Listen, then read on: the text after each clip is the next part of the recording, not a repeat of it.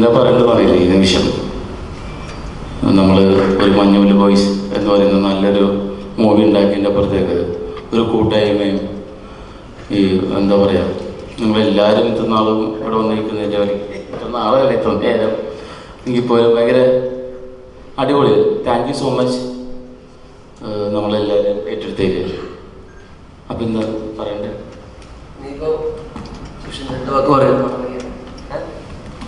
Scene മാറ്റെന്ന് പറഞ്ഞ ആളല്ലേ?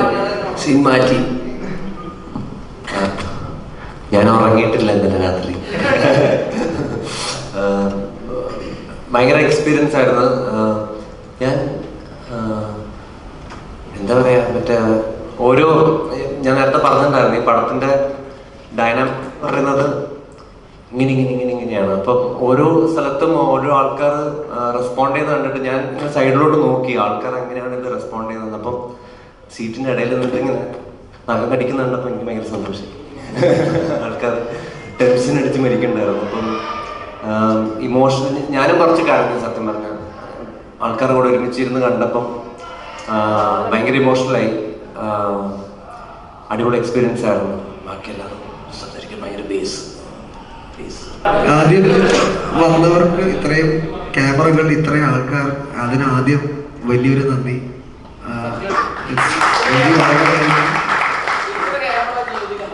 Thank you so much. ഇത്രയും ക്യാമറ ഒരുമിച്ച് കാണാൻ പറ്റിയതിൽ as a film maker I am very happy. And ആദ്യം നന്ദി ടു ദ ഹോൾ ക്രൂ. ഞാൻ ഓരോരുത്തരുടെ പേരെടുത്ത് പറഞ്ഞത് വലിയ ഒരു പരിപാടിയാവും. അതുകൊണ്ട് to the crew and the cast and the audience and above all that the real Manjummel boys. അവരാണ് ഇതെല്ലാം. അവരില്ലെങ്കിൽ അവരുള്ളതുകൊണ്ടാണ് നമ്മളിവിടെ ഇരിക്കുന്നത്. അവർ അനുഭവിച്ച കഷ്ടപ്പാട് കൊണ്ടാണ് നമ്മളിവിടെ ഇരിക്കുന്നത്. അപ്പം first let's remember that and claps to that boys. Thank U.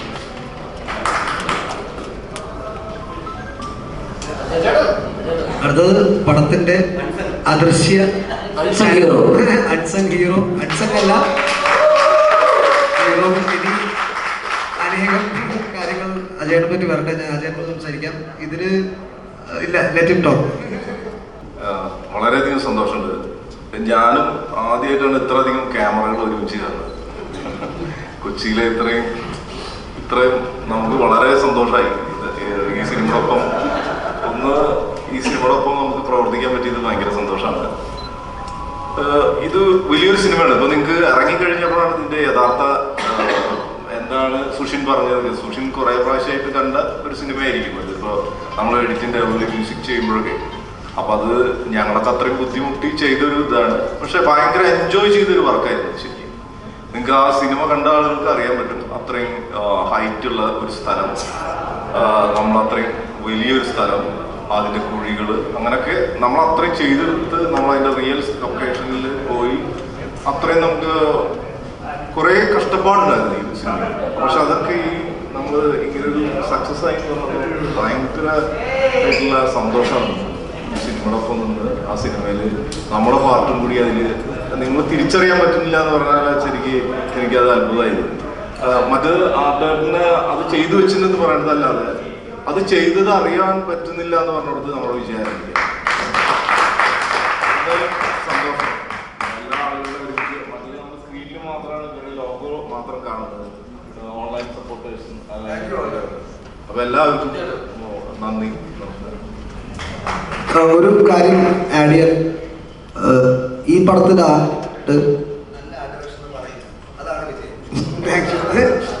കാരണം അത് നിങ്ങൾക്ക് ഏതാണ് ഇതെന്ന് മനസ്സിലാവില്ല. ഇതില് അതാണ് അജയന്റെ വിജയം. Thank you.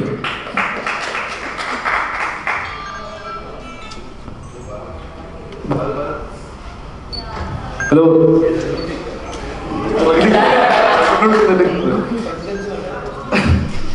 Thank you so much. ശരിക്കും സന്തോഷത്തെക്കാളുപരി വലിയൊരു പ്രൗഡ് മൊമെന്റിലാണ് നമ്മൾ നിൽക്കുന്നത്. കാര്യം ഇത്രയും കഷ്ടപ്പെട്ട് ഉണ്ടാക്കിയൊരു സിനിമ, ഇത്രയും ഒരു ഗംഭീര സിനിമ നമുക്ക് ചെയ്യാൻ പറ്റി എന്നൊരു വലിയ പ്രൗഡ് മൊമെന്റ് നമ്മൾ നിൽക്കുന്നത്. സോ എന്തായാലും പടം ഹലോ പടം വളരെ നല്ല രീതിയിൽ വന്നിട്ടുണ്ട്. സോ പടം കാണാം. Thank you so much. അല്ല, സന്തോഷമുണ്ട്. കാരണം എന്ന് വെച്ച് കഴിഞ്ഞാൽ ഇത്രയും ഈ സിനിമ ഞാൻ ഫുള്ള് ഒരു സിനിമ അഭിനയിച്ച് കഴിഞ്ഞതിന് ശേഷം നമ്മളൊരു സിനിമ കേൾക്കട്ടോ അപ്പോൾ കാണണമെന്ന് ആഗ്രഹിച്ചൊരു സിനിമയാണ്. കാരണം ഇത്രയും സിനിമ അഭിനയിച്ചതിന് ശേഷം നമ്മളൊരു സിനിമ എന്താണ് ഇപ്പൊ സുഷിൻ പറഞ്ഞു മലയാള സിനിമയുടെ സീൻ മാറ്റുന്നത്. അപ്പൊ അല്ല, അപ്പൊ അങ്ങനെ അപ്പൊ അങ്ങനെ എന്താണെന്ന് കണ്ടൊരു സിനിമയായിരുന്നു. പക്ഷെ എനിക്ക് പറയാനുള്ളത് വെച്ചാൽ ഇപ്പൊ നമ്മളൊക്കെ ഇപ്പൊ ഈ സിനിമയിൽ അഭിനയിച്ച അല്ലെങ്കിൽ സിനിമയിൽ വർക്ക് ചെയ്ത ആൾക്കാർക്കും ഇപ്പൊ എനിക്ക് തോന്നുന്നൊരു കുറെ വർഷത്തിന് ശേഷം ഇപ്പൊ നമ്മളൊക്കെ മരിച്ചു കഴിഞ്ഞാലും ഈ സിനിമ നിലനിൽക്കും, ഉറപ്പായിട്ടും നിലനിൽക്കുന്ന ഒരു സിനിമയായിരിക്കും. മലയാള സിനിമയിൽ തന്നെ നിലനിൽക്കുന്ന ഒരു സിനിമയായിരിക്കും. കാരണം ഒരു സിനിമയിൽ അഭിനയിച്ചിട്ട് നമ്മളൊക്കെ അഭിനയിച്ച ആൾക്കാരാണെങ്കിലും നമുക്ക് അറിയുന്ന ടെക്നീഷ്യൻസ് ആണെങ്കിലും നമ്മൾ ഈ പടം ഡയറക്റ്റ് ചെയ്ത് ചെയ്തുവാണെങ്കിലും നമുക്കതിന് ഇമോഷണലി എവിടെയെങ്കിലും കണക്ട് ചെയ്യുന്നുണ്ടെങ്കിൽ ആ സിനിമ സക്സസ് ആവുമെന്നാണ് ഞാൻ വിചാരിക്കുന്നത്. ഈ സിനിമ കണ്ടുകൊണ്ടിരിക്കുന്ന സമയത്ത് ഒരുപാട് സീക്വൻസിൽ എനിക്ക് ഭയങ്കര ഇമോഷണലി ടച്ചായി. ചില സീനിലൊക്കെ ഞാൻ കരഞ്ഞു. അപ്പൊ അത് എനിക്ക് ഭയങ്കരമായിട്ട് കണക്ട് ചെയ്തൊരു സിനിമയാണ് ഇപ്പൊ ഇത്രയും വർഷമായിട്ട്. അപ്പൊ ഉറപ്പായിട്ടും ഈ സിനിമ മലയാള സിനിമകളിടത്തോളം കാലം നിലനിൽക്കും.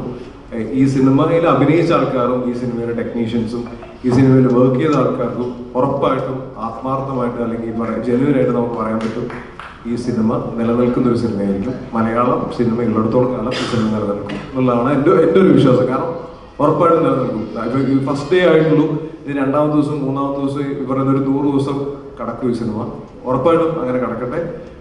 ഈ സിനിമയിൽ ഭാഗമാകാൻ പറ്റിയാൽ എനിക്ക് ഭയങ്കര സന്തോഷമുണ്ട്. കാരണം അത്രയും വലിയ സിനിമ ഒരു സ്റ്റാറിന് അല്ലെങ്കിൽ ഒരാൾക്കൊരു 100 കോടി അല്ലെങ്കിൽ ഒരു 10 കോടി കൊടുത്ത് അഭിനയിച്ചൊരു സിനിമയല്ല. കാരണം ഈ സിനിമയ്ക്ക് വേണ്ടിയിട്ട് അത്രയും പൈസ ഇൻവെസ്റ്റ് ചെയ്യാൻ വേണ്ടിയിട്ട് സൗബിക്കാണ് ഈ പടം പ്രൊഡ്യൂസ് ചെയ്തത്. അല്ല, അത്രയും പ്രൊഡ്യൂസ് ചെയ്യില്ല. കാരണം എന്ന് വെച്ചാൽ സൗബിക്കാണ് ഇങ്ങനത്തെ ഒരു സിനിമ പ്രൊഡ്യൂസ് ചെയ്യണമെങ്കിൽ, കാരണം ഈ സിനിമ എന്താണെന്ന് അറിയണം, ഈ സിനിമ മുൻകൂട്ടി കാണണം. ഈ സിനിമ എന്തായിരിക്കും ഇതിന്റെ ഔട്ട്കം, എന്തായിരിക്കും ഈ സിനിമ ഇന്ന് തിയേറ്ററിൽ നമ്മൾ കണ്ട ഒരു വേർഷൻ സിനിമ കാണാനുള്ള ഒരു കഴിവ് മുൻകൂട്ടി ഉണ്ടെങ്കിൽ മാത്രമേ ഇത്രയും പൈസ ഈ സിനിമയ്ക്ക് മുടക്കാൻ വേണ്ടി ഒരാൾ തയ്യാറാവുള്ളൂ.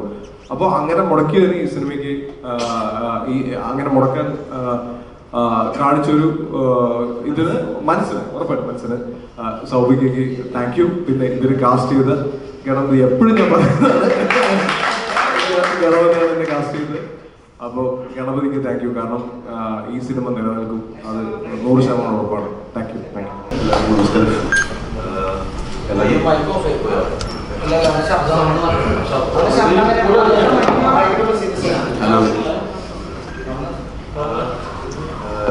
നമസ്കാരം.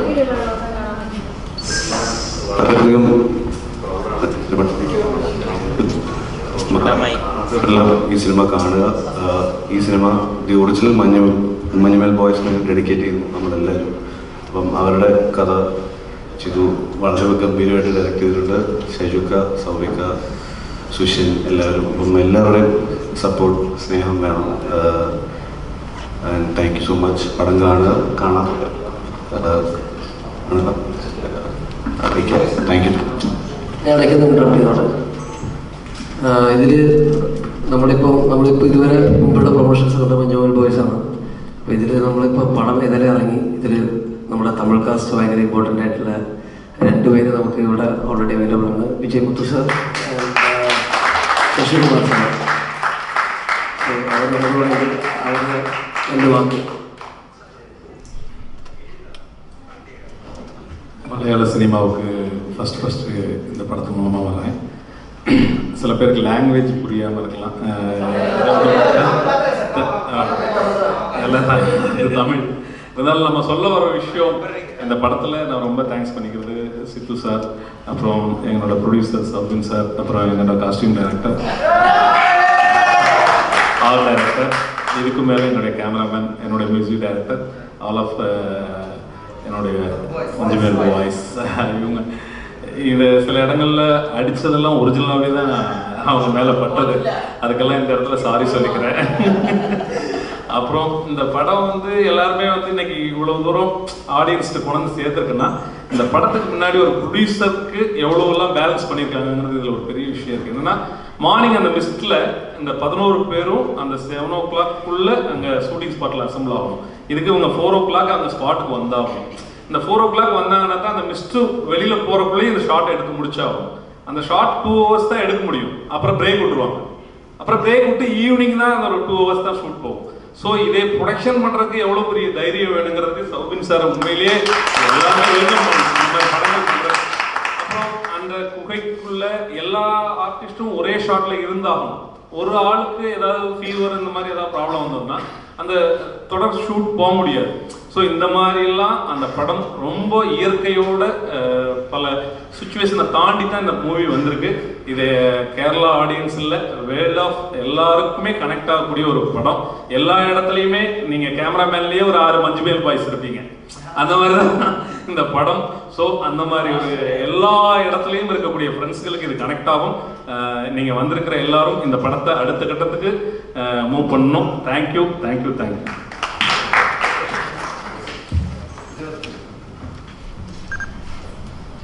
எல்லாருக்கும் வணக்கம்.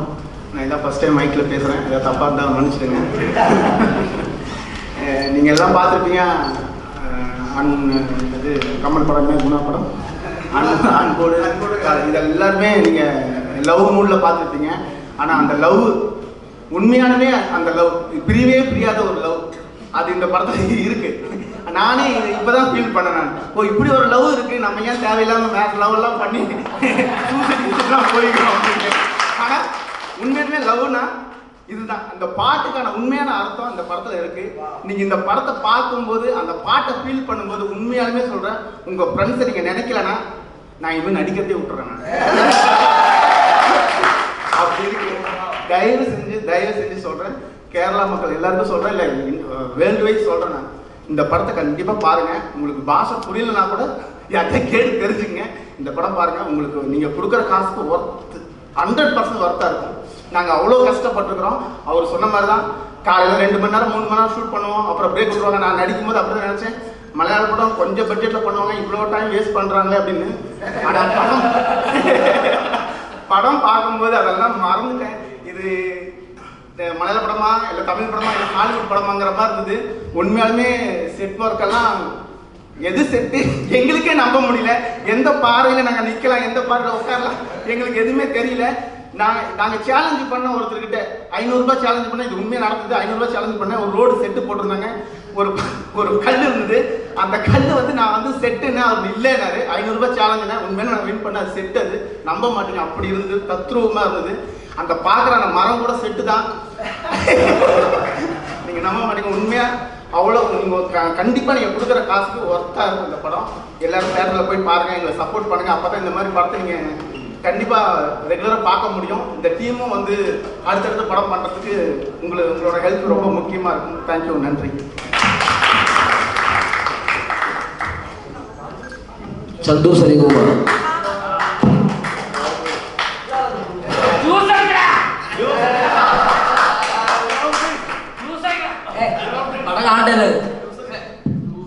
മഞ്ഞുമൽ ബോയ്സിനെ പറ്റി പറയുകയാണെങ്കിൽ വനിതരോട് ഉൾക്കൊള്ള അതെയും താണ്ടി പുരിന്തമാനം.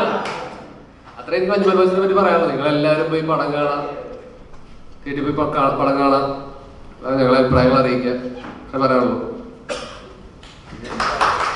വിഷ്ണു രഘു. നമസ്കാരം. ഏതാണ് മറ്റേ ഓക്കെ. ഞാൻ ഭയങ്കര ഇമോഷണലി ഭയങ്കര വീക്കായിട്ടുള്ള ആളാണ്. ഇന്ന് പക്ഷെ ഭയങ്കര ഹാപ്പിയാണ്. സംഭവം എൻ്റെ ജീവിതത്തിൽ എൻ്റെ അമ്മ ആദ്യമായിട്ട് കെട്ടിപ്പിടിച്ച് നോക്കണം എന്നാണ്.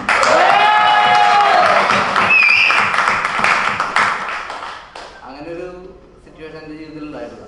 അത് ഷിതു, സൗമിക, ഗണപതി അവർ കാരണം ഉണ്ടായിരുന്നു. പിന്നെ ബാക്കി എല്ലാവരും ഭയങ്കര സപ്പോർട്ടായിരുന്നു എനിക്ക് ഈ സിനിമയിൽ.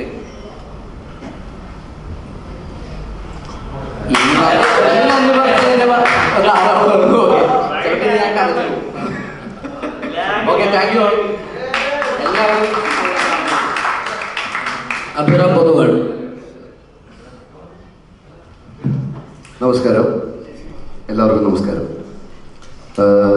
ഇത്രയും പ്രഗത്ഭരായ കലാകാരന്മാരുടെ കൂടെ ഈ വേദി പങ്കിടാൻ പറ്റിയതിൽ വളരെയധികം സന്തോഷം.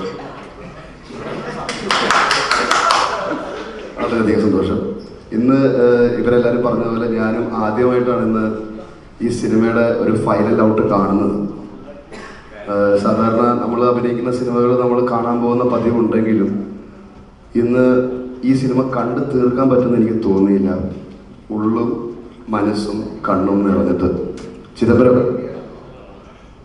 Great job you did. മികച്ച സിനിമയാണ്. മലയാളത്തിന് നല്ല ഈ ലോകത്തിന് തന്നെ ചിദംബരം, സൗബിയും, ഷോൺ ആൻ്റണിയും, അജേട്ടനും, ബാസിയും, സുഷിനും, ഗണുവും എല്ലാവരും കൂടെ സമ്മാനിച്ചിരിക്കുന്നത്. എൻ്റെ ഭാഗമാകാൻ പറ്റിയത് എനിക്ക് വളരെയധികം സന്തോഷമുണ്ട്. വിജയ് സാറും പറഞ്ഞതുപോലെ ഇതിലൊരു ലോക സിനിമയായിട്ട് തന്നെ അറിയപ്പെടട്ടെ, അത്രേ പറയാനുള്ളൂ. Thank you so much. എനിക്ക് രണ്ടുപേരെയും കൂടെ അതിൽ പടത്തിലുള്ള മെയിൻ 2 ടെക്നീഷ്യൻസിനും കൂടെ, ഷിജിൻ ഹട്ടൻ, ഫസൽ ബക്കർ, നമ്മുടെ സൗണ്ട് ഡിപ്പാർട്ട്മെന്റ്, ശ്രീരാഗും കൊണ്ടുപോകും. വിളിച്ചു, ഓൾറെഡി വിളിച്ചു.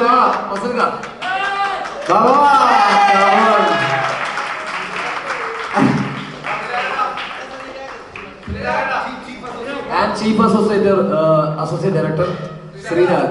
ഇതിന്റെ ഈ പടത്തിന് വേണ്ടി രാവും പകരൊന്നുമില്ലാതെ ഓടി നടന്ന് മിഡിൽ ഫിഗർ പോയ ഒരു മനുഷ്യനാണ്. ഷിജിൻ എനിക്ക് പരിചയപ്പെട്ടു. അതായത്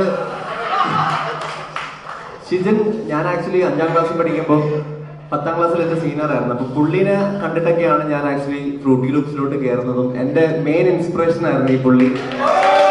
ഒരുമിച്ച് വർക്ക് ചെയ്യാൻ പറ്റിയിട്ട് ഭയങ്കര സന്തോഷമുണ്ട്. ഫസൽക്കായിട്ട് വളരെ അടിപൊളി എക്സ്പീരിയൻസ് ആയിരുന്നു. നിങ്ങൾ സംസാരിക്കാം. അവിടെ നമ്മുടെ കുടുംബ സ്റ്റുഡിയോക്കാരനായ വിക്കി സപ്ത സ്റ്റുഡിയോയുടെ മുതലാളി, പ്രൊപ്പറേറ്ററുമായ വിക്കി. എന്താ പറയേണ്ടതെന്ന് ഞങ്ങൾക്ക് അറിയില്ല. കാരണം നോർമലി ആക്ച്വലി സൗണ്ട് ഡിസൈനേഴ്സ് അതുപോലെ ടെക്നീഷ്യൻസ് ഇവിടെ വന്നിങ്ങനെ ഇരിക്കാറില്ല. ഞാൻ കൂടുതലും ഹിന്ദി പടങ്ങൾ ചെയ്തൊരാളാണ്. അപ്പോൾ വളരെ കുറച്ച് മലയാളം പടമേ ചെയ്തിട്ടുള്ളൂ. അപ്പോൾ സുഷിനാണ് എന്നെ ആക്ച്വലി ഇങ്ങനെ ഒരു പ്രൊജക്റ്റ് ഉണ്ടെന്ന് പറഞ്ഞപ്പോൾ ഇതിനകത്തേക്ക് വിളിച്ചത്. പിന്നെ ഇതുപോലുള്ള ഒരു ഡയറക്ടറിന്റെ കൂടെ വർക്ക് ചെയ്യാൻ കിട്ടിയത് തന്നെ ഒരു വലിയ ഭാഗ്യം. അല്ല, ഷിജിൻ പ്രത്യേകിച്ച് എടുത്ത് പറഞ്ഞാൽ ചുമ്മാ കാക്കയുടെ സൗണ്ട് ഇടാനാണ് എന്നെ വിളിക്കേണ്ടത്. നല്ല പരിപാടി എന്നെ വിളിച്ചാൽ അതാണ് ഷിജിൻ വിളിച്ചത്. അപ്പം എല്ലാം അടിപൊളിയായിട്ട് വന്നതിന് നല്ല ഒരു ഹാപ്പിയാണ്.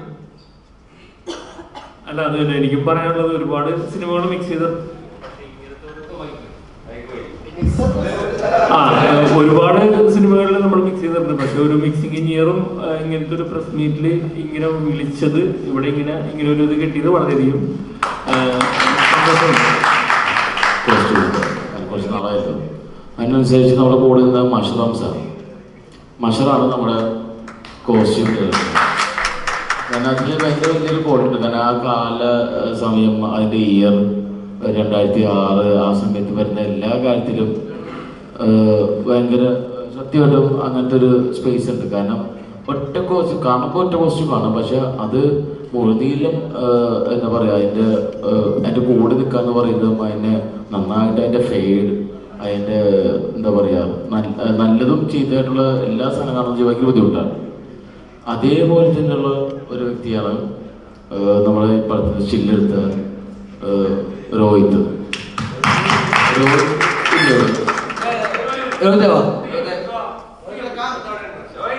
ഇതിന്റെ ഏറ്റവും വലിയ ബ്യൂട്ടിഫുൾ രോഹിത് കയറും, ആ കൂട്ടത്തിൽ മഷ സംസാരിക്കും.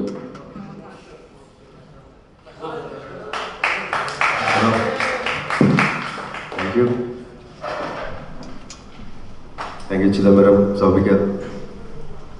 ഈ സിനിമയിലെ കോസ്റ്റ്യൂമിൻ്റെ ഒരു ഇതെന്ന് പറഞ്ഞാൽ മെയിൻലി ഇവർ ടൂർ പോയതിൻ്റെയൊക്കെ ഒറിജിനൽ ആൽബം ഫോട്ടോസൊക്കെ ഉണ്ടായിരുന്നു അതിൻ്റെ സിനിമയുടെ പ്രീ പ്രൊഡക്ഷൻ സമയത്ത്.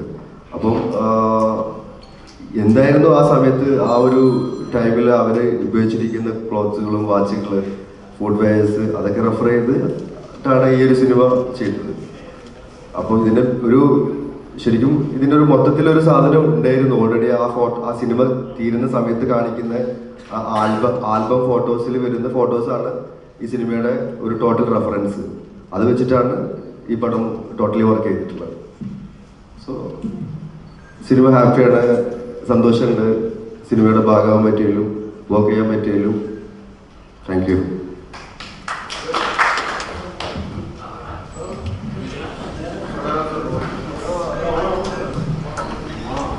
താങ്ക് യു ചിതുഭായ്, സൗമിക. എന്താ വെച്ചാൽ ഈ പടത്തിന് മെയിൻ ചാലഞ്ച് എന്ന് പറയുന്നത് ഈ 11 പേരെ ഒരുമിച്ച് പോസ്റ്റർ ഒറ്റ ഫ്രെയിമായിട്ട് കൊണ്ടുവരാന്നുള്ളതായിരുന്നു. എനിക്കൊരു പ്രീ പ്രൊഡക്ഷനിൽ എന്താ പറയുക, ഒരു ആൽബം തന്നു. പിന്നെ അത് അതുപോലെ ഷൂട്ട് ചെയ്യാം, നല്ല രീതിയിൽ കൊണ്ടുവരാൻ പറ്റി. Thank you. Poster like title ഡിസൈനിങ്ങും ഈ പടത്തിൻ്റെ സ്റ്റോറി ബോർഡിൽ ഇമ്പോർട്ടൻ്റ് ആയ ലൈക്ക് നമ്മുടെ ഫോണിൻ്റെയൊക്കെ സ്റ്റോറി ബോർഡ് ക്രിയേറ്റ് ചെയ്ത നിങ്ങൾക്ക് എല്ലാവർക്കും അറിയാം. മിന്നൽ മുരളി തൊട്ടുള്ള എല്ലാ സിനിമകളും വലിയ സിനിമകൾ ചെയ്ത ഒരു മനുഷ്യനാണ് പവി സർക്കാസനം.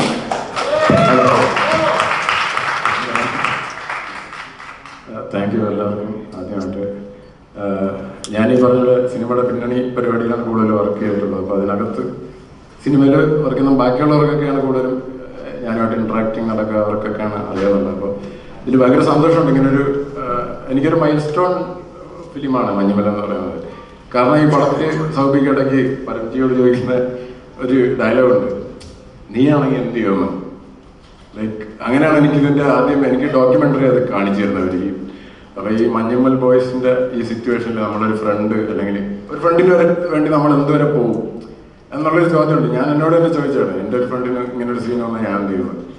അവിടെയാണ് എനിക്ക് വർക്ക് ചെയ്യണമെന്ന് ഭയങ്കര ഇൻട്രസ്റ്റ് തോന്നുന്നതും. അങ്ങനെ ഇതിനകത്ത് ടൈറ്റിൽ പിന്നെ അതിൻ്റെ സ്റ്റോറി ബോർഡ് ഒക്കെയാണ് ചെയ്തിട്ടുള്ളത്. പിന്നെ ആദ്യമായിട്ടാണ് ഇങ്ങനെ ഒരു പ്രസ് മീറ്റിലൊക്കെ വന്നിരിക്കാൻ പറ്റുന്നത്.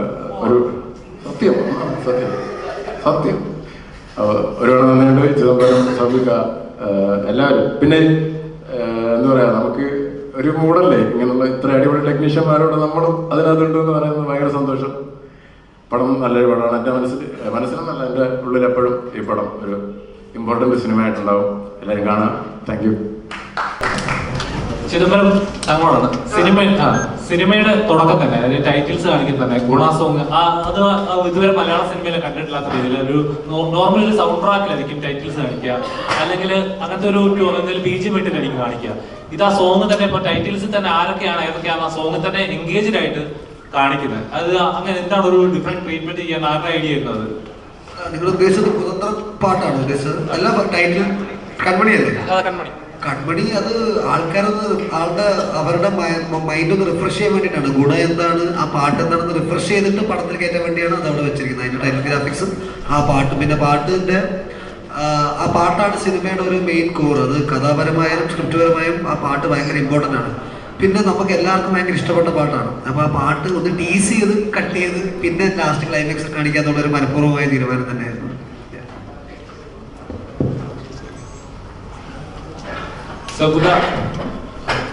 ആസ് എ പ്രൊഡ്യൂസർ, ആക്ടറായിട്ടല്ല, ആസ് എ പ്രൊഡ്യൂസർ, ഈ പറഞ്ഞ പോലെ ഒരു വലിയ ബഡ്ജറ്റ് തന്നെ ആയിരിക്കണം. ഒരു 2 മണിക്കൂർ മാത്രം ഷൂട്ട് ചെയ്ത് ഇത്രയും ദിവസം ഇത്രയും കാസ്റ്റിനെ വെച്ച് ചെയ്യാന്ന് പറഞ്ഞാൽ ടഫായിരുന്നു. അതായത് ഏതെങ്കിലും പോയിന്റിൽ സ്ട്രഗിൾ ചെയ്യേണ്ടി വന്നു, ഇത് ചെയ്യുന്നത് എത്തിക്കാൻ പറ്റുമോ എന്നൊരു പോയിന്റ് തോന്നിയിരുന്നോ? തുടക്കം തന്നെ ടഫായിരുന്നു. കാരണം ഷൂട്ട് ചെയ്ത് പോകാനായിട്ട് മുമ്പേ നമുക്കിത് എങ്ങനെ ചെയ്യാൻ പറ്റും, ഇത് എങ്ങോട്ട് മുന്നോട്ട് പോകാൻ പറ്റും എന്നുള്ള രീതിയിൽ നമുക്ക് ഇതിൻ്റെ ശരിക്കും തുടങ്ങി വെച്ചിട്ടുണ്ടെങ്കിൽ എവിടെ തുടങ്ങണം എന്നുള്ള ഒരു ഓർഡറില്ല. കാരണം ഇതിൻ്റെ കഥ, കാരണം ഇത് റിയൽ സ്റ്റോറി ആണല്ലോ. അതിൽ ഇതിൻ്റെ അകത്ത് എന്താ സംഭവിച്ചിരുന്നെങ്കിൽ പോലും നമുക്ക് അതിൻ്റെ പുറത്തുള്ള കാര്യം ഷൂട്ട് ചെയ്യാൻ പറ്റും. പക്ഷെ അകത്ത് നടന്നിരിക്കുന്ന കാര്യങ്ങൾ എങ്ങനെ ഷൂട്ട് ചെയ്യാൻ പറ്റും, അതാണ് ഞങ്ങളെ സംബന്ധിച്ചിടത്തോളം അതിൻ്റെ സെറ്റിൻ്റെ ആണെങ്കിൽ പോലും അതിൻ്റെ കുറേ കാര്യങ്ങൾ. അപ്പോൾ എന്തോന്നൊരു യെസ് പറഞ്ഞാലില്ല എല്ലാം മുന്നോട്ട് പോകും. അപ്പോൾ അതിൻ്റെ യെസ് എന്ന് വെച്ചിട്ടുണ്ടെങ്കിൽ നമുക്ക് പൊളിക്കാം എന്നുള്ള സീനാണ്. കാരണം ഈ പറയുന്ന സംഭവം ഇവരിൽ കാരണം ചെയ്തു അതിന് മുമ്പ് തന്നെ ഇവർ വെച്ചിട്ട് ഓരോരുത്തർ വെച്ചിട്ട് ഡോക്യുമെൻ്റ് ചെയ്തിട്ടുണ്ട്. ഓരോരുത്തർ നമ്മൾ ഇതിനു മുമ്പ് കഥയെക്കുറിച്ച് സംസാരിച്ചിട്ടുണ്ട്. എല്ലാം പറ്റണമെങ്കിൽ പോലും ഈ പറയുന്ന സെയിം ക്യാരക്ടറെ കുറിച്ചുള്ള ഡോക്യുമെൻ്ററി കാണാൻ നേരത്താണ് എന്തുമാത്രം അവർക്ക് അനുഭവിച്ചിരിക്കുന്നത്. കാരണം ഇതിന് വീണിരിക്കുന്ന ആളോ രക്ഷപ്പെടുത്താൻ പോകുന്ന ആളോ അല്ലെങ്കിൽ പുറത്തേക്ക് എല്ലാവർക്കും ഭയങ്കര പെയിനാണ്. അപ്പം അതെങ്ങനെ നമുക്കത് ചെയ്യാൻ പറ്റും എന്നുള്ളത് നമ്മൾ പിന്നെ ആലോചിക്കാൻ വെച്ചിട്ടുണ്ടെങ്കിൽ അതെങ്ങനെ ഉണ്ടാക്കാൻ പറ്റും, ലൈക്ക് അതെങ്ങനെ ഒരു ഫിലിമാക്കാൻ പറ്റും എന്നുള്ളൊരു തോന്നലില്ല. പിന്നെ അതിൻ്റെ ഒരു പിന്നെ അതായിരുന്നു കാരണം പറവോളത്തൊരു പടം ചെയ്ത് ഡയറക്ടറിന് ശേഷം ഇങ്ങനത്തെ ഒരു പടം പ്രൊഡ്യൂസ് ചെയ്യാനുള്ള ഏറ്റവും വലിയ കൊതി. അത് തന്നെയാണ് എൻ്റെ ഏറ്റവും വലിയ എന്താ പറയുക ഒരു ചങ്കുറ്റമെന്ന് പോലും എനിക്കിപ്പോൾ തുറന്നു പറയാൻ പറ്റും. ഇപ്പോൾ സുഷിൻ പറഞ്ഞ പോലെ തന്നെ എനിക്കും ഈ പടം പ്രൊഡ്യൂസ് ചെയ്യാനുള്ള ഏറ്റവും വലിയ ചങ്കുറ്റം എന്ന് പറഞ്ഞാൽ ഇതിൻ്റെ കഥ തന്നെയാണ്, അല്ലേ? അത് തന്നെയാണ്. കാരണം അത് ഇങ്ങനെ വന്നു ചേർന്നതും ഇവരെ അറിയിപ്പിക്കുക എന്ന് പറയുന്നതിൽ വളരെ സന്തോഷം. അത് നന്നായിട്ട് വന്നതിൽ ഏറ്റവും വലിയ സന്തോഷം വിചാരിക്കാൻ. ഇവർ അനുഭവിച്ചതിൻ്റെ ഒരു 97% ആളുകളുണ്ട്, അത്രയും ശ്രമിച്ചിട്ടുണ്ട്. അതുകൊണ്ട് വളരെ സന്തോഷം. ഈ നിമിഷം വരെ ചിലവായിക്കൊണ്ടിരിക്കുന്നത്.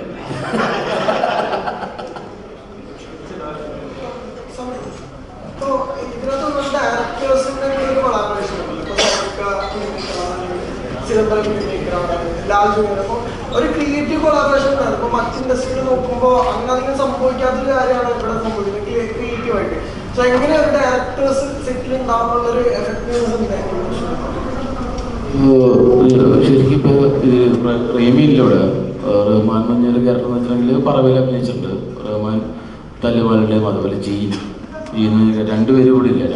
രണ്ടുപേരും ഭയങ്കര വലിയ കൊമേഴ്ഷ്യൽ വാല്യൂള്ള ഡയറക്ടേഴ്സാണ്. അവർ രണ്ടുപേരും തെളിയിപ്പിച്ച ആൾക്കാരാണ്. അവർ രണ്ടുപേരും ആക്ട് ചെയ്ത് വെച്ചിട്ടുണ്ടെങ്കിൽ അവർ നമ്മുടെ ഫ്രണ്ട്സാണ്. കാരണം ഇവിടെ നമുക്ക് വേണ്ടത് ഇത് ആക്ട് ചെയ്യാനുള്ള ആൾക്കാരല്ല, ഒരു ഫ്രണ്ട്ഷിപ്പ് വേണം. നമ്മൾ പരസ്പരം കാണേണ്ട ആൾക്കാർ, എല്ലാവരും അറിയാവുന്ന ആൾക്കാർ വേണം. ഇവരെ പോലെ തന്നെ എങ്ങനെ നമ്മൾ കൊടുക്കുന്ന ആൾക്കാരുണ്ടെങ്കിൽ നമുക്ക് ഈ മൂവി അല്ലേ, അത് ഏറ്റവും വലിയ കാര്യം വെച്ചാൽ ഗണുവിൻ്റെ ഒരു കാസ്റ്റിംഗ് തന്നെയാണ്. കാരണം ഗണു അത് നോക്കിയിട്ട് അതിന് ആരൊക്കെയാണ് എങ്ങനെയാണ് നമ്മളെല്ലാവരും ഓൾവാണെങ്കിൽ കുറച്ചുകൂടി രസമായിരിക്കും അങ്ങനെ കാസ്റ്റിങ്ങുള്ളൂ. കാരണം അത് നന്നായിട്ട് വന്നിട്ടുണ്ട്. കാരണം അല്ലാണ്ട് നമുക്ക് ഒരാൾക്കൊരു ഇതാവില്ല. കാരണം വീക്കായാൽ അല്ലെങ്കിൽ നമുക്ക് പരിചയം കൊടുക്കാൻ അങ്ങനത്തെ ഫ്രണ്ട്സ് ചെറുപ്പമില്ല അറിയാം എല്ലാവർക്കും. അല്ലെങ്കിൽ ഞങ്ങൾ എല്ലാ ദിവസവും കാണുന്ന ആൾക്കാർ ഇവരെ പോലെ ആവണം, അത് ഫിലിമിന് മുമ്പേ ആവണം. അങ്ങനെ സെറ്റ് ചെയ്തതാണ്. അത് ഗണുവിൻ്റെ ഏറ്റവും വലിയൊരു പരിപാടിയാണ് കാസ്റ്റിംഗ്. ഒരു സൈഡിൽ ഇവരനുഭവിച്ച ഇൻസിഡന്റ്, പിന്നെ അതോടൊപ്പം തന്നെ ആ ഒരു ഇമോഷൻ, അപ്പുറത്തെ സൈഡിൽ ഇതിനൊരു കൊമേഴ്ഷ്യലായിട്ട് ഒരു വിഷ്വൽ ലാംഗ്വേജിലേക്ക് കൺവേർട്ട് ചെയ്യാൻ നേരത്ത് അത് എത്രത്തോളം ഡിഫിക്കൽട്ട് ആയിരുന്നു? ശരിക്കും അതിനെക്കുറിച്ച് പറയാൻ സാറില്ല. ശരിക്കും എങ്കിൽ പോലും അതായിരുന്നു ചലഞ്ച്. അത് ചെയ്ത് സംസാരിക്കാൻ കുറച്ചും കൂടി. കാരണം നമ്മളിതെല്ലാം സപ്പോർട്ട് ചെയ്യുന്നുള്ള പ്രതികാരം ഇപ്പോൾ ഇവർ പോലും ഫിലിം കാണാൻ നേരത്തെ അല്ലെങ്കിൽ ഇപ്പോൾ ഫിലിം ഇറങ്ങാണ്ട് മുമ്പാണെങ്കിൽ പോലും ഞങ്ങൾ ഓരോരോ ക്യാരക്ടേഴ്സും, കാരണം വെച്ചിട്ടുണ്ടെങ്കിൽ ഞാനാണെങ്കിലും ബാസാണെങ്കിലും എല്ലാ ക്യാരക്ടേഴ്സിനും ചില സീൻസ് എടുക്കാനായിട്ട് മുമ്പ് ഇവരെ പേഴ്സണലി വിളിച്ച് സംസാരിക്കാറുണ്ട് എന്താണ് ആ സമയത്ത് സംഭവിച്ചത്. അപ്പോൾ അവർ പറയുന്ന കാര്യം വെച്ചിട്ടുണ്ടെങ്കിൽ ഒന്നും അറിയില്ല മച്ചാലെ, എന്തോ ഒരു ഇതാണോ, അല്ലാണ്ട് അങ്ങനെ ചെയ്യാൻ പറ്റുമോ, അത് നമുക്ക് കിട്ടുന്നില്ല, അതെങ്ങനെയാണെന്നുള്ള അത് ചിതുവിൻ്റെ വലിയ ഇത് കാര്യമാണ്. അതിൻ്റെ ആൻസർ ചിതുവിൻ്റെ പറയിക്കും അല്ലേ?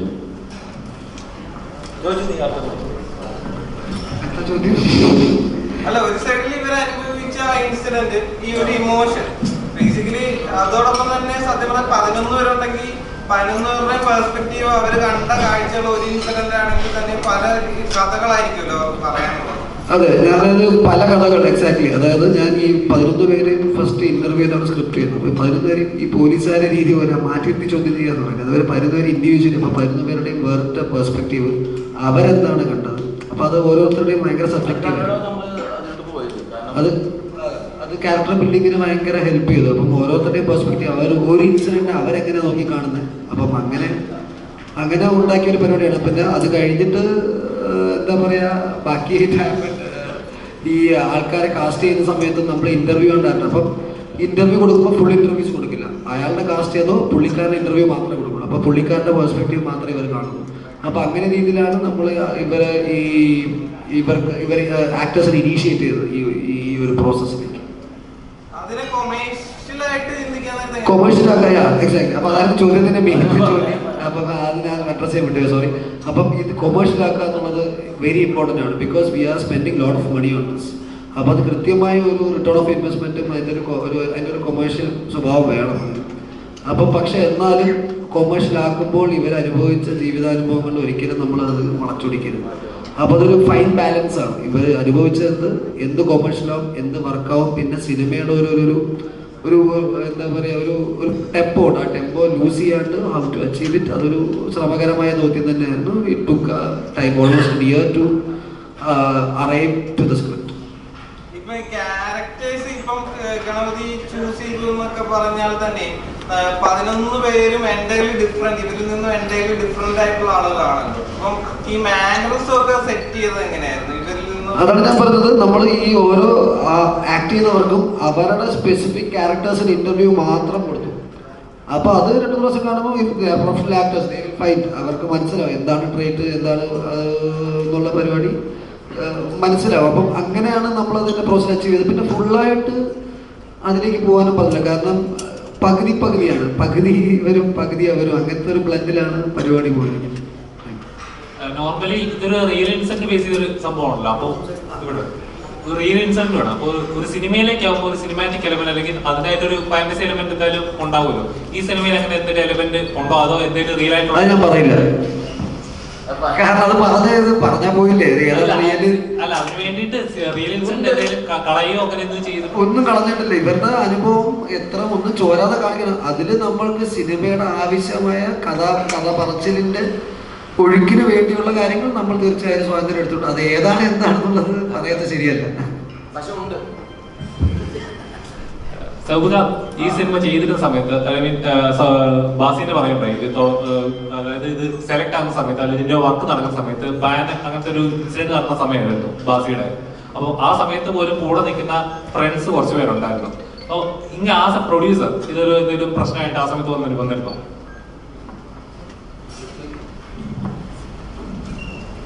അല്ല, ശരിക്കും പറഞ്ഞെങ്കിൽ ബാസിനെ അവിടെ അത് ചെയ്യാൻ പാടില്ലെന്ന് വെച്ചാൽ ചെയ്തുകൊണ്ടിരിക്കുന്ന നമ്മൾ ചെയ്യാൻ പറ്റും. ബാസി ആ സമയത്ത് ചെയ്തുകൊണ്ടിരിക്കുന്ന ഈ പടം വേറെ ചെയ്യാൻ പറ്റില്ലെന്ന് പറഞ്ഞപ്പോഴത്തേക്ക് അങ്ങനെയൊന്നുമില്ല. ഇത് ബാസി പറഞ്ഞൊരു ഒരു ഭയങ്കര സുള്ള ആൻസർ ഇല്ലേ, നമുക്ക് എന്തെങ്കിലും ബുദ്ധിമുട്ടുണ്ടെങ്കിൽ ഇത് കുറച്ച് കൂട്ടാൻ വേണ്ടിയിട്ടുണ്ടാവും. അതാണ് എൻ്റെ ഈ സിനിമ എന്ന് പറയുന്ന പോലെ തന്നെയാണ് ഞങ്ങൾ ഈ ഒരു ക്യാരക്ടറിന് വേണ്ടി കുറേ അധികം ഓടി നടന്ന് ഞങ്ങൾ 1 കൊല്ലം ഈ ഒരു ക്യാരക്ടറിന് വേണ്ടി സത്യം കിട്ടും. അങ്ങനെ കഴിഞ്ഞിട്ട് നമ്മൾ പോലും കാരണം ഏറ്റവും അവസാനം കേട്ട് പറയണ ബാസി ഉണ്ട് കേട്ടോ, അപ്പോഴേ നമ്മൾ ശരിയാണല്ലോ നമ്മുടെ കൂട്ടുകാരുണ്ട്. അപ്പോഴേ മറ്റേ ഇതാണ് എന്നെ ഒരു ബ്ലോക്ക് ചെയ്തിരുന്നത്. അപ്പോൾ അതുകൊണ്ട് നമ്മൾ അങ്ങനെ കാരണം നമ്മൾ അങ്ങോട്ട് പോയിട്ടുണ്ടായില്ല. കാരണം പരസ്പരം എന്ന് വെച്ചിട്ടുണ്ടെങ്കിൽ കാസ്റ്റിങ്ങിനാണെങ്കിൽ പോലും എന്തിനാണെങ്കിൽ പോലും നമ്മൾ ഇവര് റോയിൽ പോകുന്ന നേരത്തായിരിക്കും ഇവര് വർക്ക് ചെയ്യുന്ന സ്ഥലത്ത് തന്നെ ഒരു മരം പോലെയാണ് കാസ്റ്റിങ്ങിൻ്റെ ഒരു സാധനം എഴുതി വെച്ചിരിക്കുന്നത്. അപ്പോൾ ഓരോ ദിവസം ഈ മരത്തിൻ്റെ ഓരോ ചില്ലുകൾ പോലെയാണ് ഓരോ ഫേസുകൾ മാറണം, ഓരോ ക്യാരക്ടേഴ്സ് മാറും. അപ്പോൾ ഇവരെ ഞാൻ വിളിക്കും, ഇതിപ്പോൾ മറ്റാളായോ, ഇവരെന്തായി ഇല്ല, അയാൾ ഡേറ്റ് ഇല്ല. കാരണം നമുക്ക് എല്ലാവരും കിട്ടും, നമുക്ക് ഇഷ്ടമുള്ള ആൾക്കാരെ കിട്ടണം, പക്ഷെ ഡേറ്റ് ഇല്ല. അങ്ങനെ തന്നെ പോയി ഏറ്റവും അവസാനം കറക്റ്റായിട്ട് ശരിക്കും പറ്റണമെങ്കിൽ മഞ്ഞൾ ബോയ്സിലെ ഏറ്റവും പെർഫെക്റ്റ് കാസ്റ്റിംഗ് എന്ന് പറയുന്നത് ബാസി തന്നെയാണ്. കാരണം അതിനെപ്പറ്റി അങ്ങനത്തെ ഒരു നല്ലൊരു ആക്ടറെ കൊണ്ട് മാത്രമേ ഇത് ചെയ്യാൻ പറ്റുള്ളൂ. കാരണം അവനത് കറക്റ്റായിട്ട് അറിയാം ആ ഇമോഷൻ. അതുകൊണ്ടാണ് ഞങ്ങളെ സുഹൃത്തുക്കൾ പറയുന്നത്.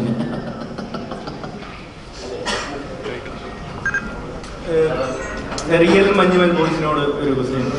നിങ്ങളുടെ റിയൽ ലൈഫ് അതേപോലെ തന്നെ സിനിമയിൽ കാണിച്ചിട്ടുണ്ടെന്ന് പറഞ്ഞു. ഇപ്പൊ ഏതെങ്കിലും ഒരു അവസരത്തിൽ നിങ്ങൾ അനുഭവിച്ചൊരു സംഭവം എന്തെങ്കിലും കാരണത്തിൽ സിനിമയിൽ നിന്ന് ഒഴിവാക്കപ്പെട്ടോ അല്ലെങ്കിൽ അങ്ങനെ കാണിക്കാത്ത എന്തെങ്കിലും സംഭവം നിങ്ങൾ അനുഭവിച്ചിട്ടുണ്ടോ?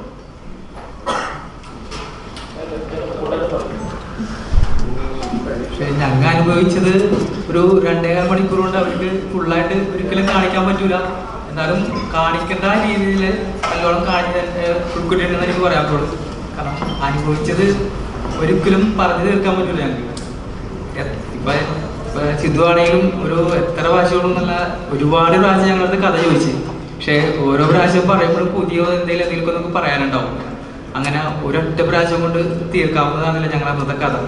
അതും ഒരിക്കലും പറഞ്ഞാലും തീർക്കില്ല, അത് അനുഭവിച്ചതാണ്, അത് പറഞ്ഞു തീർക്കാവുന്നതല്ല. അത് ഒരു ഇപ്പൊ ഞങ്ങൾ പറയാല ഒരു 95% വർക്കായിട്ടുണ്ട്. അത് ഞാൻ ഇടയ്ക്ക് സുഭാഷിനെ സിജുവിനെ വിളിക്കും, നിങ്ങൾ ഗുഹയിലോട്ട് ഇറങ്ങിപ്പോയി, ഞാൻ കഴിഞ്ഞ 100 ദിവസമായിട്ട് ഗുഹയിലാണ് ഇടയ്ക്കിടയ്ക്ക് വിളിച്ചു പറയാം. എന്നോട് ഇന്ന് പറഞ്ഞിട്ടുണ്ടെങ്കിൽ സോനിക്ക സെക്യൂരിറ്റിയുടെ പറ്റും 10-60 ദിവസമായല്ലോ, ഞാനൊരു 3 മണിക്കൂർ ഇറങ്ങിയിട്ടുള്ളൂ കേട്ടോ, നിങ്ങളിപ്പോൾ അത് 40 ദിവസമായിട്ട് കയറി തൂങ്ങി കിട്ടുമില്ല. സൗക ഇപ്പോഴുള്ള മെയിൻ പ്രശ്നം എന്ന് പറഞ്ഞാൽ ഇന്ന് ഫിലിം റിലീസായി നല്ല റെസ്പോൺസ് കിട്ടുന്നു, എല്ലാ തിയേറ്റേഴ്സും നല്ല കളക്ഷൻസ് വന്നുകൊണ്ടിരിക്കുന്നു. അപ്പം നാളെ മുതൽ ഫിയോക്കിന്റെ തിയേറ്റേഴ്സിലെല്ലാം വിലക്കുകൾ, മലയാള സിനിമ വിലക്കുക. അപ്പം ഇനിയുള്ള മഞ്ഞുമൽ ബോയ്സിന്റെ ദിവസങ്ങൾ എങ്ങനെയാണ്? കളക്ഷനെ ബാധിക്കാൻ ചാൻസസ് ഉണ്ടോ? എനിക്ക് തോന്നുന്നത് ഇപ്പോൾ ഇറങ്ങുന്ന എല്ലാ പടങ്ങളും നല്ല നല്ല ഭംഗിയായിട്ട് പോയിക്കൊണ്ടിരിക്കുന്നത്. ഇപ്പോൾ എന്തോ ഒരു വ്യത്യാസം ഈ പറയുന്ന സമയങ്ങളിൽ വന്നിട്ടുണ്ട്. എല്ലാ പടത്തിനും നല്ല റിവ്യൂ, നല്ലതാണ് എല്ലാ പടങ്ങളും. അതുകൊണ്ട് നമ്മളെല്ലാവരും നമ്മളെ പടങ്ങൾ കാണില്ലേ, ഇറക്കണില്ല എന്നല്ലേ പറയുന്നുള്ളൂ. ഇറങ്ങിക്കൊടുക്കുന്ന പടങ്ങൾ കാണാൻ പോകാൻ കുഴപ്പമുണ്ടോ? സൗബിക, അതേപോലെ ഇന്നലെ ഇൻസ്റ്റഗ്രാമിൽ പർവ ഫിലിംസ് ഒരു പോസ്റ്റർ ഉണ്ടായിരുന്നു, അതായത് അബ്രോഡ് പോകുന്നുണ്ട് എന്നുള്ള രീതിയിൽ. അപ്പൊ അത് മഞ്ഞുമൽ ബോയ്സ് പോകുന്നുണ്ട്, വിസിറ്റ് ചെയ്യുന്നുണ്ടോ, പുറത്ത് പോകുന്നുണ്ടോ, എന്താണ്? ഇന്നലെ ഇൻസ്റ്റഗ്രാമിൽ ഒരു പോസ്റ്റ് പർവ ഫിലിംസിന്റെ ഒരു പോസ്റ്റ് ഇട്ടിട്ടുണ്ടായിരുന്നു. അബ്രോഡുള്ള കൺട്രീസിൽ മഞ്ഞുമൽ ബോയ്സ് ടു അബ്രോഡ് എന്നുള്ള രീതിയിൽ പോസ്റ്റ് ഇട്ടിട്ടുണ്ടായിരുന്നു. നമുക്ക് അതിനേക്കാളും കൂടുതൽ താല്പര്യമുണ്ട്. നമ്മളിപ്പോൾ പടം പ്ലാൻ ചെയ്ത് ഒരുവിധം നമ്മൾ വന്നിരിക്കുന്നത് നമുക്ക് വേറെ രീതിയിലുള്ള പ്രൊമോഷൻ വേണം, നമുക്ക് ചാർജ് വേണം, അങ്ങനെയൊക്കെ ഒരു താല്പര്യം മാത്രമല്ല, ഒരു കൊതിയാണ്. പക്ഷെ ഇത് എന്തോ അത് പറച്ചിൽ മാത്രം ഒന്നും നടക്കില്ല. വേറെ എന്തെങ്കിലും Thank